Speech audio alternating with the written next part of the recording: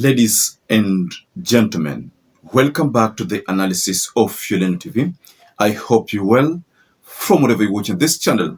Now, this trip of William Samoei Ruto in Mount Kenya is going to achieve two things. One, it will leave William Ruto either embarrassed or it will leave William Ruto looking like a hero.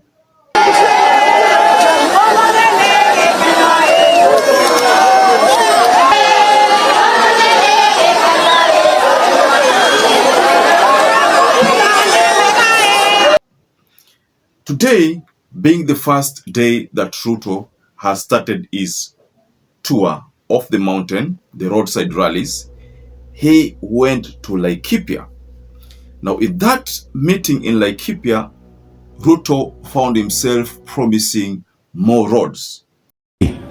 Hiyo ya kutoka pale Kinamba mpaka ifike Matweku kupitia pale Mwenje. Hiyo barabara tayari tumetangaza, tumeweka vile ile ya kutoka Muhotetu Kaiti kwenda Kundarira mpaka kule Njevi, hiyo pia tuli advertise January. Now we have seen scenarios where William Ruto memorizes roads of region. Like for instance, there's a time during that meeting in Western, a meeting where Rigathi Gachagua was invited by Eugene Wamalwa. And in that meeting, Rigathi told us something that kuna barabara hajui kwa jina, hakuna soko hajui kwa jina, and you memorize. We are very impressed. Anataja barabara, Wakikuyu wanasema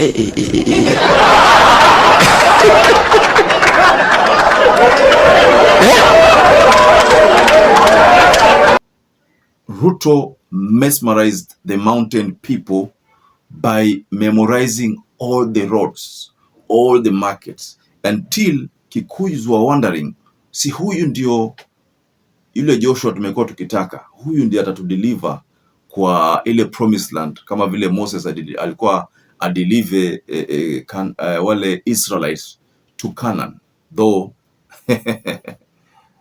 Moses hakutimiza hiyo. Si huyu ndio kiongozi. You see, that was the mindset back then when Ruto memorized all the roads in the mountain, all the markets in the mountain. Anataja barabara, Wakikuyu wanasema Kindly like this video. It's so important, because when you like this video, that is the only YouTube shares our content. Subscribe to this channel if you're not subscribed before, and to existing subscribers, thank you so much for your support. The roads. Now, before I share the video, I'd like to ask you something very honestly. Do you think Ruto uses that as a strategy to confuse the locals? I mean, for instance, if you're someone who comes from, let's say, Matuga, and then Ruto comes in your area and it tells you about all the roads in Kwale County, all the markets in Kwale County. In fact, all the markets that the Duruma people use, the Giriama people use, the Mijikenda in general use, you of course going to be mesmerized and ask yourself, how did he know about all this? So in this analysis, ladies and gentlemen, our focus is on Laikipia.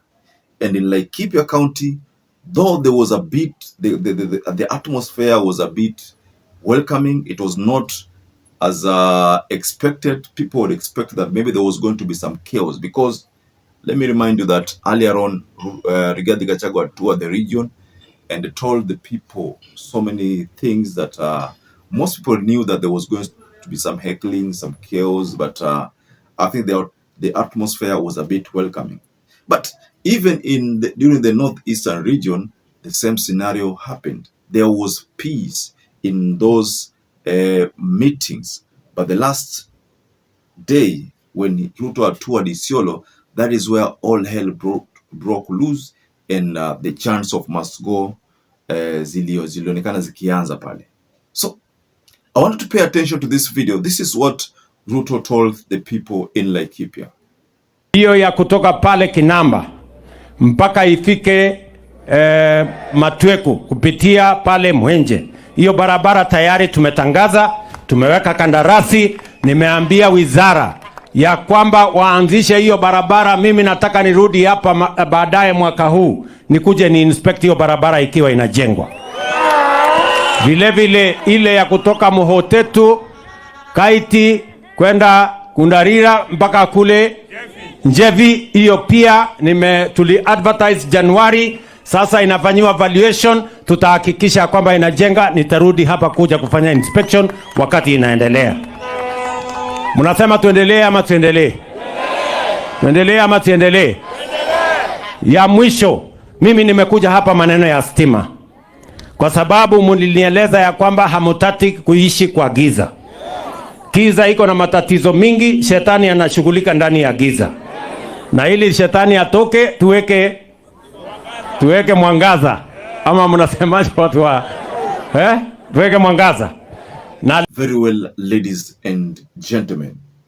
Either this is William Ruto's strategy that is probably going to make him a hero of the Laikipia people, ama this is just going to be an embarrassment, because honestly speaking, people like Ketu Aruguru who come from Laikipia, they are going to offer their reaction to this habit of naming roads. You know, I've heard about projects, you know, more projects have been launched there. But then there's another separate scenario where Ruto was seen trying to inspect a market that is semi-finished. You know, looking at the market, ilikuwa ni kama skeleton tu. Hakuna kitu kwa imemalizwa pale, ilikuwa ni tu just, you know, like just a structure ambayo imeanza kutengenezwa, lakini haijulikani kama itaisha mwaka huu, mwaka ujao, ama in 2027. So just basically, I want you to reach there so that you can see the very good.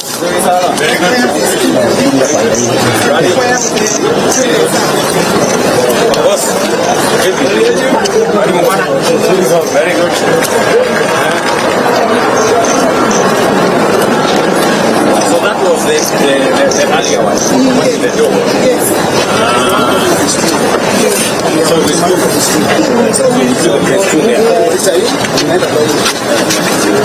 You see the traders are there. This is where they are, but there are also some traders in there. So we will change this. This is the next block. This replica like this here. Okay. Yeah. Oh, yeah, in between. It's kind like that. Yes. Hii yote itaenda, Your Excellency. You give them dignity. This was like that one.